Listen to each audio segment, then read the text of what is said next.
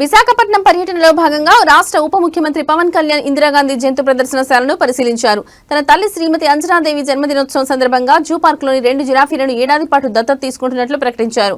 2 జిరాఫీల సంరక్షణకు అయ్యే సంపూర్ణ వ్యయాన్ని స్వయంగా భరించనున్నట్లు తెలిపారు. జంతు సంరక్షణ కార్పొరేట్ సంస్థలు ముందుకు రావాలని ఈ సందర్భంగా పిలుపునిచ్చారు. అలాగే జూ పార్కులో నూతనంగా నిర్మించిన ఎలుగుబంట్ల ఎన్క్లోజర్ను ప్రారంభించారు. ఏనుగులు, నల్ల ఎలుగుబంట్లు, పులులు, సింహాల ఎన్క్లోజర్లను సందర్శించారు. జంతువులకు అందించే ఆహారం, వాటి పేర్లు తదితర వివరాలను జూ క్యూరేటర్ని అడిగి తెలుసుకున్నారు. దీనిపై మరింత సమాచారం మా విశాఖ కరెస్పాండెంట్ సత్యనారాయణ అందిస్తారు.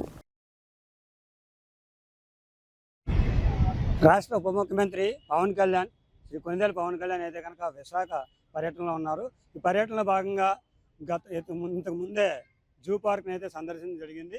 అనంతరం జూ పార్క్ ఎదురుగా ఉన్న కంబాల పార్కుని అయితే కనుక ఆయన పరిశీలించడం జరిగింది. ఇప్పుడు ఎర్రమట్టి దీపాలకు అయితే వెళ్ళేందుకైతే ఆయన సిద్ధంగా ఉన్నారు. ఎర్రమట్టి దీపాలను కూడా ఆయన పరిశీలిస్తారని అయితే తెలుస్తుంది. ఈ అటవీ శాఖ మంత్రి కావడంతో ఈ అటవీ భూములన్నీ కూడా పరిరక్షణ కోసమే పవన్ కళ్యాణ్ అయితే కనుక ఇవన్నీ చూస్తున్నారని అయితే తెలుస్తుంది. అటవీ భూముల పరిరక్షణలో భాగంగానే ఈ కంబాల పార్క్ ఒకటి, అలాగే కంబాల కొండ, ఈ కొండను అంతా కూడా ఆధునీకరణ చేస్తామని గతంలోనే చెప్పడం జరిగింది.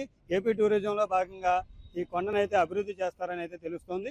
దానిలో భాగంగానే ఉప ముఖ్యమంత్రి పవన్ కళ్యాణ్ అయితే చూడడం జరిగిందని వారు చెప్పడం జరుగుతోంది. అధికారులు అయితే చెప్తున్న పరిస్థితి ఉంది. అలాగే జూ పార్క్ను కూడా అభివృద్ధి చేయాలి. ఇప్పటికే జూలో అయితే కనుక జంతువులన్నీ కూడా చనిపోతున్న పరిస్థితి ఉంది. ఆ నీటి ఏనుగులను గతంలో తెప్పించిన పరిస్థితి ఉంది. అలాగే ఈ జంతువులన్నీ కూడా తీసుకొచ్చి ఆ జూను కూడా అభివృద్ధి చేస్తారని అయితే తెలుస్తుంది.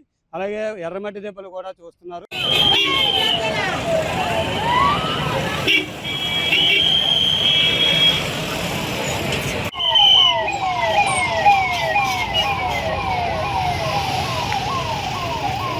ये कार में ले रहे हैं।